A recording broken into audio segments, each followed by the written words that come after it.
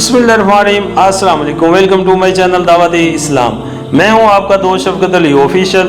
उम्मीद करता हूं कि आप सब लोग ईमान के आला दर्जे पे होंगे। सूरह यूनुस की आयत नंबर 6 का तर्जुमा, यकीनन रात और दिन के उलट फेर में और हर उस चीज में जो अल्लाह ने जमीन और आसमानों में पैदा की है निशानियां हैं उन लोगों के लिए जो गलत बनी वो गलत रवि से बचना चाहते हैं। सूरह यूनुस हाशिया नंबर 11। ये अकीदा आखिरत की तीसरी दलील है।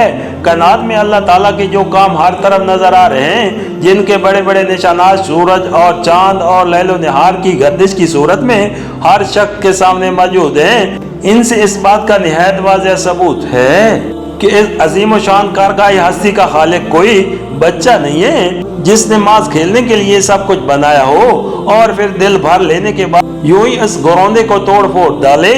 सरई तौर पर नजर आ रहा है कि इसके हर काम में नज़्म है, हिकमत है, मसालते हैं और जरे जरे की पैदाइश में एक गहरी मकसदियत पाई जाती है। बस जब वो हकीम है और उसकी हिकमत के आसार व आलम तुम्हारे सामने अलानिया मौजूद हैं, तो इससे तुम कैसे ये तवक्को रखते हो कि वो इंसान को अकल और इखलाकी हस और आज़ादाना जिम्मेदारी और तसर्रुफ के इख्तियारात बख्शने के बाद उसके कारनामा जिंदगी का हिसाब कभी न लेगा और अकली और इखलाकी जिम्मेदारी की बिना पर जज़ा व सज़ा का जो इस्तकाक लाज़मन पैदा होता है उसे यूं ही महमल छोड़ देगा। इस तरह इन आयात में अकीदा आखिरत पेश करने के साथ इसकी 3 दलीलें ठीक ठीक मंतकी तरतीब के साथ दी गई हैं। अवल ये कि दूसरी जिंदगी मुमकिन है क्योंकि पहली जिंदगी का इम्कान वाकई की सूरत में मौजूद है।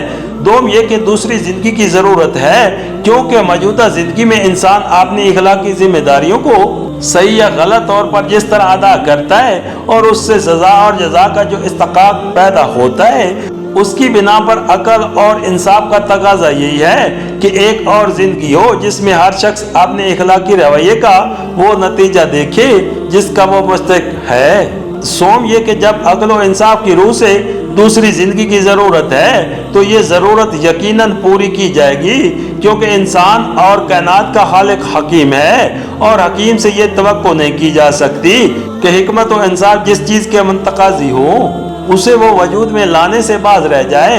गौर से देखा जाए तो मालूम होगा कि जिंदगी बाद मौत को अस्तलाल से साबित करने के लिए यही 3 दलीलें मुमकिन हैं और यही काफी भी हैं। इन दलीलों के बाद अगर किसी चीज की कसर बाकी रह जाती है तो वो सिर्फ ये है कि इंसान को आंखों से दिखा दिया जाए कि जो चीज मुमकिन है, जिसके वजूद में आने की जरूरत भी है और जिसको वजूद में लाना खुदा की हिकमत का तकाजा भी है, वो देख ये तेरे सामने मौजूद है, लेकिन ये कसर पर हाल मौजूदा दुनियावी जिंदगी में पूरी नहीं की जाएगी क्योंकि देखकर ईमान लाना कोई मानी नहीं रखता।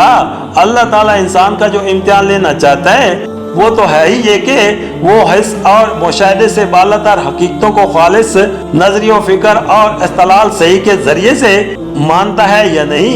इस सिलसिले में एक और अहम मजमून भी बयान फरमा दिया गया है जो गहरी तवज्जो का मुस्तहिक है। फरमाया कि अल्लाह ताला अपनी निशानियों को खोल खोल कर पेश कर रहा है उन लोगों के लिए जो इल्म रखते हैं और अल्लाह की पैदा की हुई हर चीज में निशानियां हैं। उन लोगों के लिए जो गलत बनी हो गलत रवि से बचना चाहते हैं। इसका मतलब ये है कि अल्लाह ताला ने निहायत हकीमाना तरीके से जिंदगी के मुजाहरे में हर तरह वो आसार फैला रखे हैं जो इन मज़ाहिर के पीछे छुपी हुई हकीकतों की साफ साफ निशानदेही कर रहे हैं, लेकिन इन निशानात से हकीकत तक सिर्फ वही लोग रसाई हासिल कर सकते हैं जिनके अंदर ये 2 सफ़ात मौजूद हो। एक ये कि वो जहलाना तसबात से पाक होकर इल्म हासिल करने के लिए उन ज़राए से काम ले जो अल्लाह ताला ने इंसान को दिए हैं। दूसरा ये कि उनके अंदर खुद ये ख्वाहिश मौजूद हो कि गलती से बचे और सही रास्ता इख्तियार करें।